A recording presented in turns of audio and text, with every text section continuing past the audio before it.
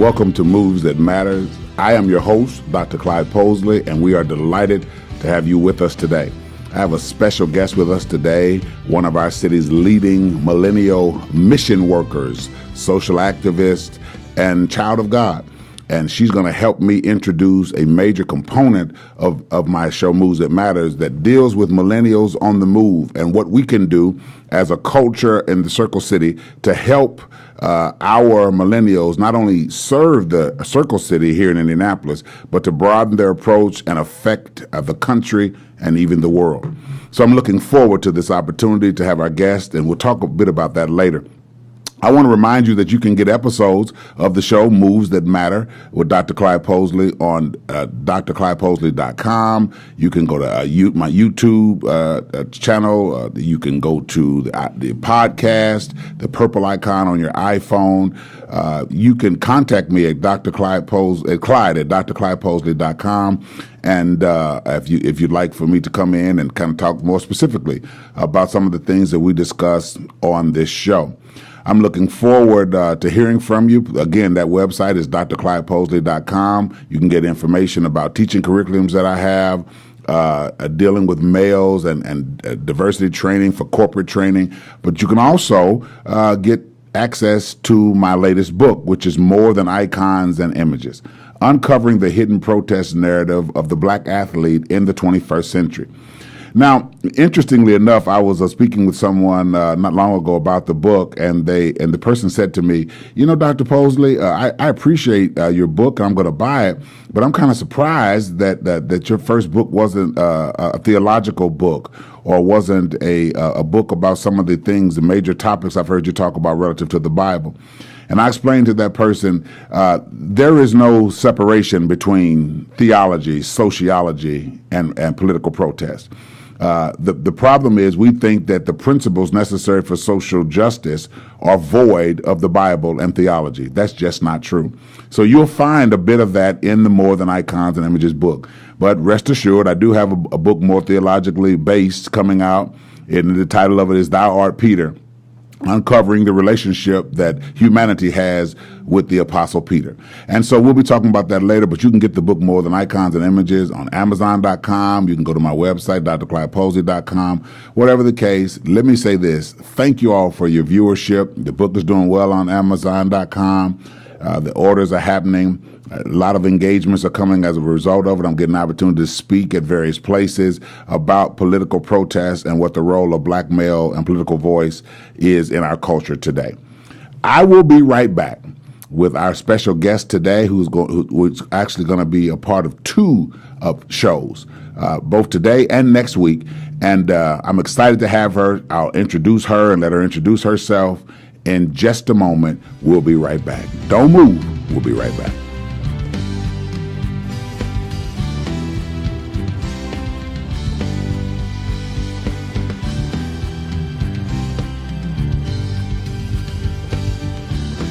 I'm back, and I am excited to have this special guest with us today to help us further introduce this new segment of the Moves That Matter broadcast. I told you last week that I would be focusing a lot of my energy on millennials and millennials who are making a difference. I'm going to be having a More Than Icons and Images Serving Millennials Who Serve Others conference on the campus of IUPUI in September. But I also told you that I will be bringing a special guest in to help, who exemplifies what I'm trying to accomplish with assisting millennials and partnering and fellowshipping with millennials. And her name is Miss Ashley Gurvitz. Hello. Hi. Glad to have you. Great. Delighted to have you here. Yes. I want to first of all start out by not only welcoming you, but thanking you for the tremendous job that you've been doing throughout the city. At this young age, you are already renowned for being a force in political science and political, movings and shakings here in the city. And so I appreciate you finding time, making the time to come here and kind of help what I'm doing and continue the march, the mission of what you're doing as well. Great, thank you. Tell us a little bit about yourself. Yes, well, again, thank you so much, Dr. Very Posley. welcome. My pleasure. I can tell you one thing is after rededicating my life to Christ, it was very important that I realized that not only is it the livelihood about what wakes me up every single day, but to realize the learnings of life from those of my elders, those younger than me, my peers, plus the academic world, that if I really wanted to be at full embrace of Christ, I needed to embrace that of every aspect of my life. So I'm really, really thankful the current journey I'm on. So I can say this, I'm the typical millennial. Okay, if you say so. Yes. And that just really includes, I think, one of the more things of millennials that aren't known, we're ready to do. And we're, in my lens more so, is ready to do and serve. Especially when we look at our generation as a whole, where we've been impacted by many things in society. I'm remembering some of my first memories where it was the breakdown of, we thought the end of the world would happen when the clock struck in 2000 with AOL and that whole world, right? Then moving further on when we're seeing social injustices that have been taught and prepped from our family about, hey, this is how you have to do and live in society today. Let me ask you this. What are some of the things that you've done just as a millennial because it's important for you to be seen working as a millennial? Yeah, so work-wise, I currently serve as the Community Development Manager for Eastern Star Church's Rock Initiative. I think it's so important that what we know from a faith lens, yes, we do gather and we convene under one body of church, under the roof, but it's more important to take the practices we have and go outside the community to do so. How does the Rock Initiative do that? Yeah, so great itself. We are focused on 4 different areas, of which one is just building a sense of community in one of our most economically and socially deprived communities. Technically, 10% of our unemployed is within this district itself. So we 10% of the unemployed in the state of Indiana. For the state of Indiana, yes. So with that, we're focused on not only gathering neighbors with fellowship, learning opportunities, but we created a neighborhood association where we sponsor and helping build neighbor capacity from there. Wow. We've actually, as well as a church, realized the importance. We're never any good unless the essentials of a neighborhood are being completed as well. That's right. So we've fulfilled the goal of creating a rock fresh market, since the area itself was a food desert. Right, which in Indianapolis leads the country. Yes. Among what's considered large cities.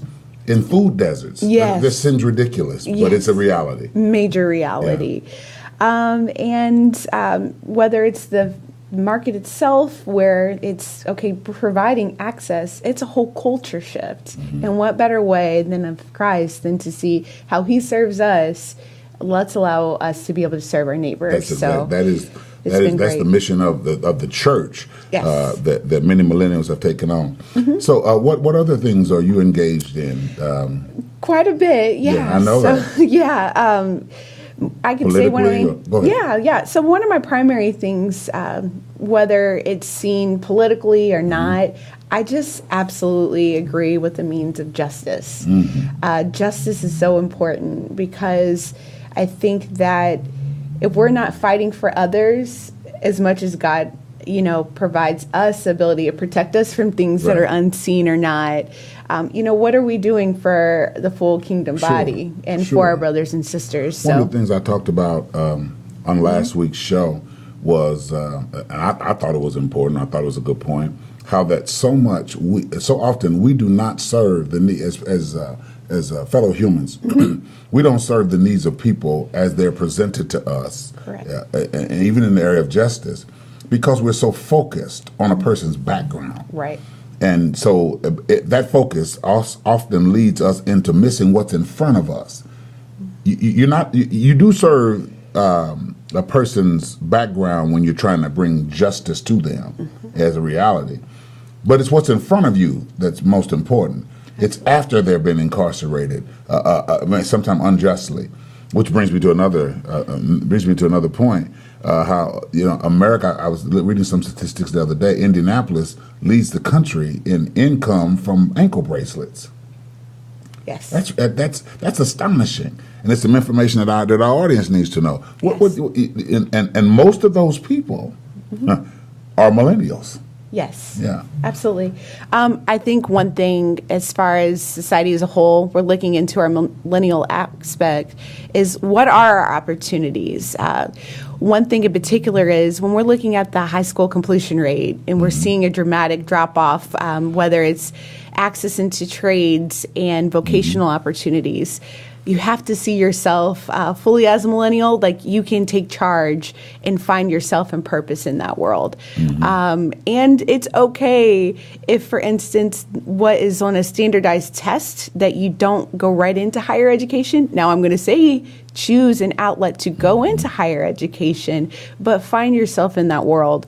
When we're seeing that of the privatizations of government, for instance, Penn Products right in our backyard of state Indiana, while they're advocating with that at the State House, we have to, as millennials, where we're seeing our setbacks, barriers, be right there telling our stories that, no longer can they go ahead and, keep us from reaching our dreams exclude too. us, nor should the millennials exclude themselves. Exactly. Yes. So let's kind of jump in by what is a millennial for our audience? Yeah, so a millennial itself, depending on who you ask, it goes pretty much from like the mid 80s to 2000s. Then you got in terms of year of birth. From year of birth aspect, yes.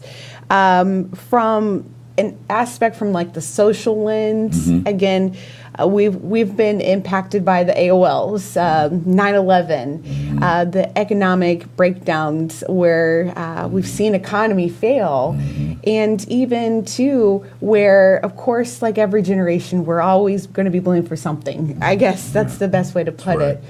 I would really say when, thinking about myself and my peers, many of us, I have no problem saying am very much spiritually connected, will always be a part of the church. But I have some that live those elements, but they see that just in the everyday practice of their lives, out in the community and finding that philanthropic charge. So, we are always there up to something. We've also embraced the idea where many of our families have been impacted by divorce at an early rate. Right. Yeah, so many are living now, traveling, doing, expressing that energy that is essential, that is indigenous. Yes. To being 18 to 38. Yes. Absolutely. And I think to sum it up, it is we are living life. But that doesn't mean we're putting all aspect of what all of life has to offer, such as being a family and seeking the means of marriage and all of that. Of course, it's all the part of God's plan. But I think we're just making sure we have whole self before we're going into those next levels. That brings me to, I have a question I want to ask you, but I have another question before I ask this question.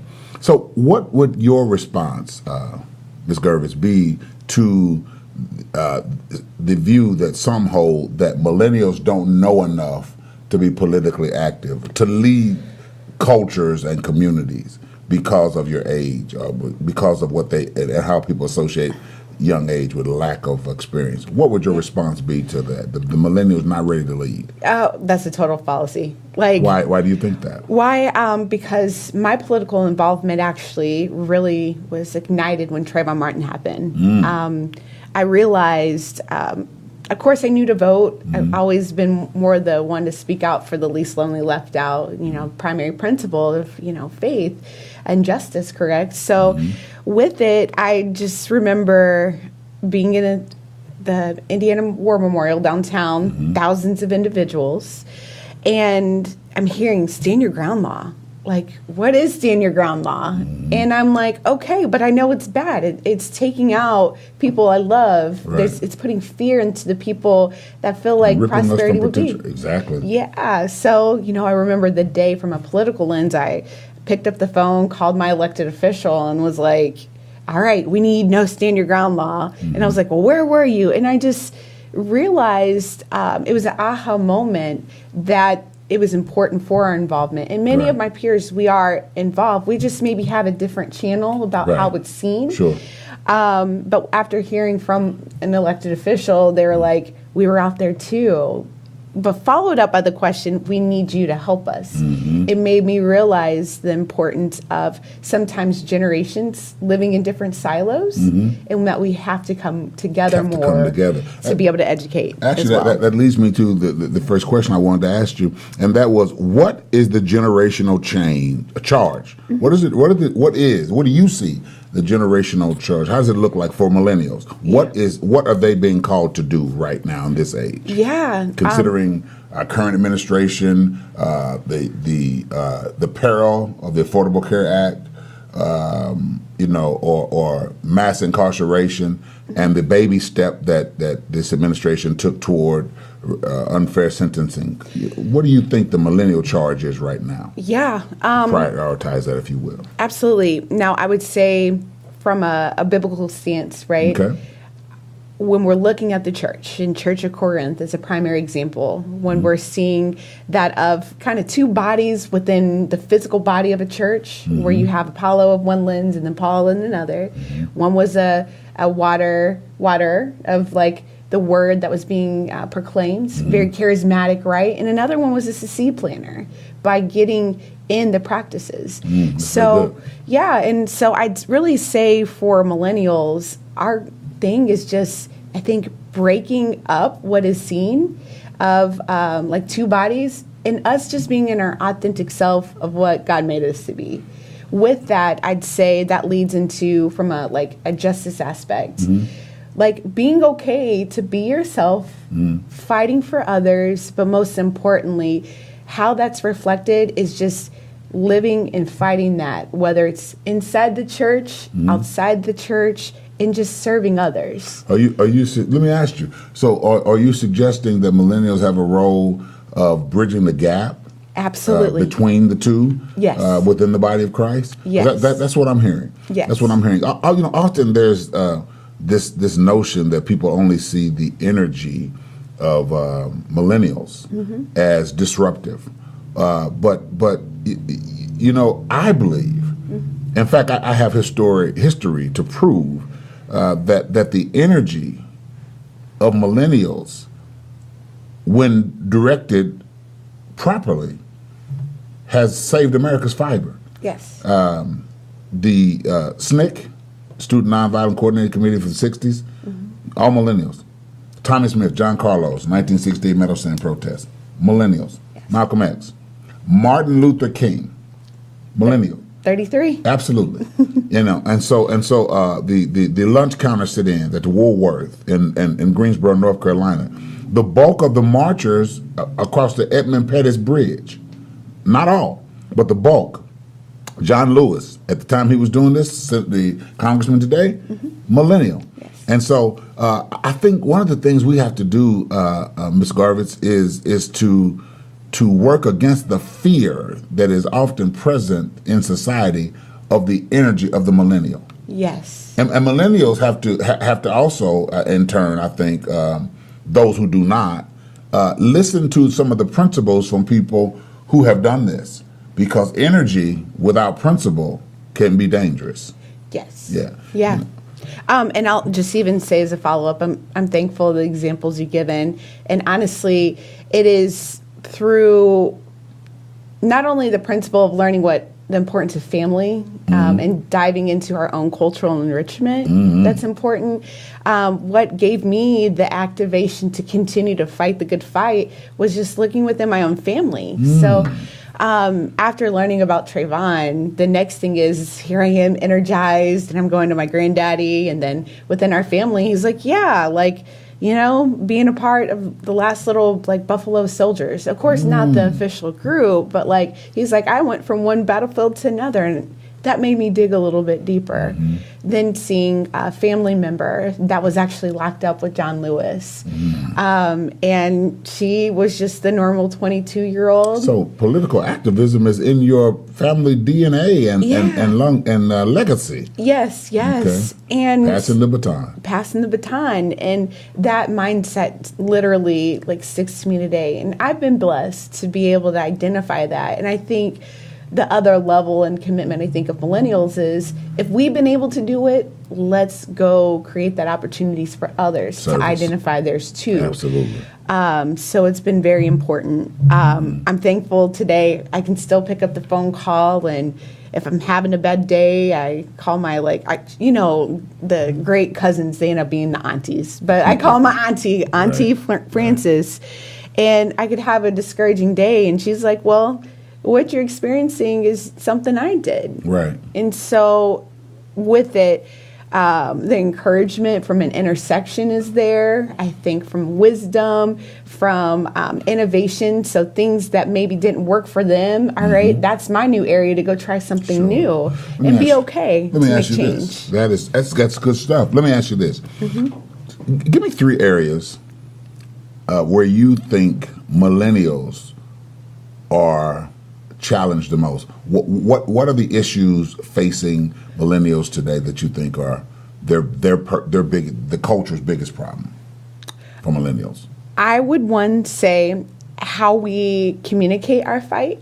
So I would say, from a generational lens, where we have a fight where before it was we're standing in front of a courthouse and we're giving word there. All right, we can just go right from social media and say, this is not right. We are going to convene, our troops on you from here. And then it has its lasting impact. It scares some generations that maybe not, inclined technologically. You think that how millennials communicate is one issue that scares. Yes, so communication, I think also too, we take pride in the authenticity and identity of self first, which could seem selfish. No, we're just trying to find who we are, and that, I think, check off the boxes like, all right, by this year you're going to get married, by this year you're going to have kids, and we're putting off some things which should be a generation things, but I think we're doing so not because we don't want those. It's just we have to take care of self first because it's been absent. There's a shift from the traditional, and that sometimes it frightens people. Yes. Relative to that's a good point. I hadn't thought about that. And even before you get to number 3, even with the artistic expression that is so prevalent among some, whether it's graffiti, people think it's graffiti, but it's art expression. Some of the music, the neo soul kind of music, sometimes that's taken as not authentic artistry, but it is. Right. Yeah. Oh yeah. And sometimes that frightens people. What's a third area that is a struggle for millennials, what they're facing today? I would say, I think sometimes the stigma about who millennials are. Like, we could say there's all the problems in the world, but of all things, it always falls to be the millennials' fault. But the millennials are standing in the gap of what's missing, so of course we're going to be a target, right? Give me an example of what you mean by that. What are some of the things that you think that people blame this generation? What's that, Generation X? Sometimes Xer, baby boomer. We can throw baby boomer in there too, right? So what are some of the things you think that society is kind of blaming millennials for? Well, so maybe a good example would be if I kind of share a story that happened. Sure. It was, I want to say, about 2 years ago, and we know the importance of the Women's March and how there was, a great move across the nation, and there was a great move here within the state of Indiana as well. Sure, absolutely. Now we could wear our pink hats and go and do that, but if we're saying with words, hey, we're inclusive, and hey, we want civility for everyone, all right, we're going to put your money where the mouth is and make sure that space is very inclusive for everybody. However, being diverse and will be more than happy to stick up for anybody. I saw that the space for women in our state was not at all inclusive of everybody. So I just started asking questions. And one thing I looked is how people respond to questions is an indicator of truly how pure their intentions are. That is so with it, the leaders of this group were not very happy that the fact I started asking questions. I guess I started poking a little bit of holes. And instead of from a generational lens, because they were older women, I was everything under the sun, excuse-wise, as to why I was speaking up for groups that felt like they're excluded, like our women of color, members of maybe the LGBT community. Again, I fall for love. Like, love is love. We act on the greatest commandment of that, love first, right? And absolutely. if anybody feels like there's not equal access, we got problems. Let's talk about it. Access is not about background. It's about what's presented in front of me. Yes. Absolutely. Yes. So, I felt during that time and journey that I was alone. Instead of, I think from an older generation, some like looking to like defend, like, no, this is just a voice that's trying to help everyone. Right. It was automatically like, oh, it's her age. She's just being a millennial. Don't worry about that. And I'm like, no, I think we're missing the common good. Because you were bringing up trying to love in areas that some of us have brushed aside. Yes. That brings me to, and that's a very good story. That's a good example. Thank you for answering that. No problem. That leads me to, and this is probably our final question today. Okay. I want to wrap things up. But you spoke about justice earlier. Yes. Talk to me about, from your view, Jesus and justice, and how through Jesus we can, as a millennial, how can you use Jesus to help bring justice to the community of Indianapolis? Yeah. Well, when we think about Jesus, he sacrificed all. I think sometimes, either as a millennial or other generations, from a millennial lens, there's this mindset like, Mama, I made it. Like, I have my degree. I'm in my job or doing different things. But if we look at Jesus, he was a millennial himself. This is true. He will be considered a millennial. Yeah. And with it, he was able to still make changes and accomplishments for the full body of community. But he sacrificed a lot too. And I think more so from the millennial lens, hopefully we see that once we get things, don't be selfish. Take that and go give it back to someone else. And that's how we fix community. Yeah. Jesus did that. He addressed several issues facing society in general, but some issues that are facing millennials today. Yes. He raised a single mother's son from the dead. He dealt with a young woman at the well who had a problem attaching herself to relationships with men, and we know that we could go down several different paths as to why.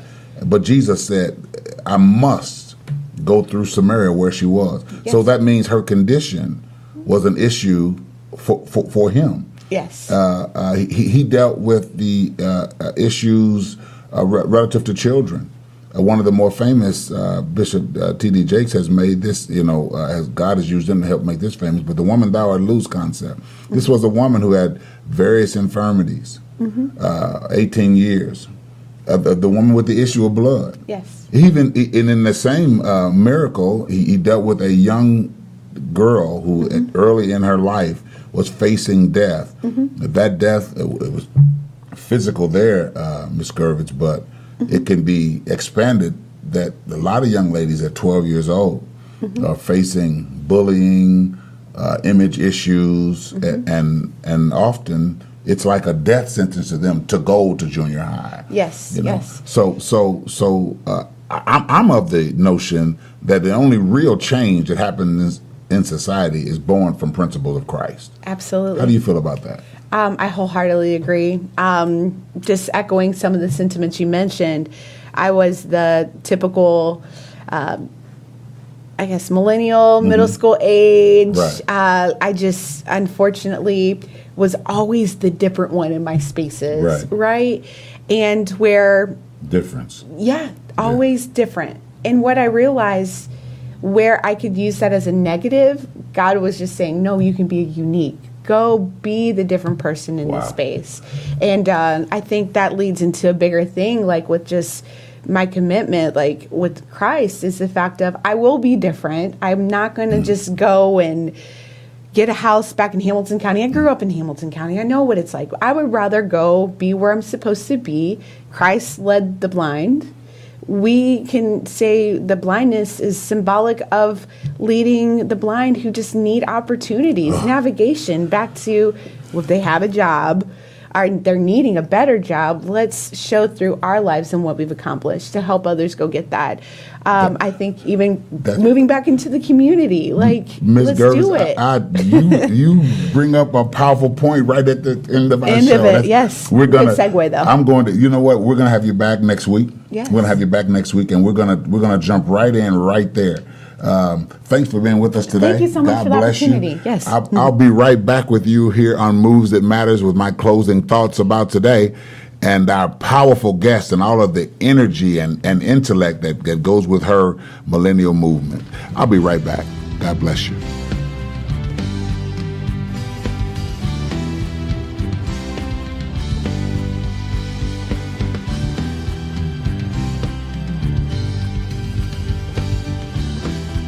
Hi, I'm back. That was a powerful moment, powerful segment, helping millennials who are serving others. And so I'm excited about that. I want to close out with these thoughts today. We are a fabric. We have to work together. The middle-aged, the senior has to unite with millennials in order for us to become the type of society that is pleasing to God. And the truth of the matter is, in the African American culture and in oppressed cultures in America, God has never moved at all in civil rights and social justice where he did not use the energy of young people to bring it to pass. Ashley Gurvitz exemplifies that kind of energy. I want you to be paying attention to the show Moves That Matters because we're going to be using and integrating this type of energy. I'm going to be starting an additional service at my church that's focused primarily on the energy and understanding and the learning style of millennials. I'm also having a conference in September on the IUPUI campus, More Than Icons and Images, serving millennials who serve others. We're going to be back next week, and Ms. Gurvitz is going to be with us. We're looking forward to seeing you. Remember this, in life, you're always making moves. Why don't you choose to make your moves that matter? I am your host, Dr. Clyde Posley. I'll see you next week. God bless you.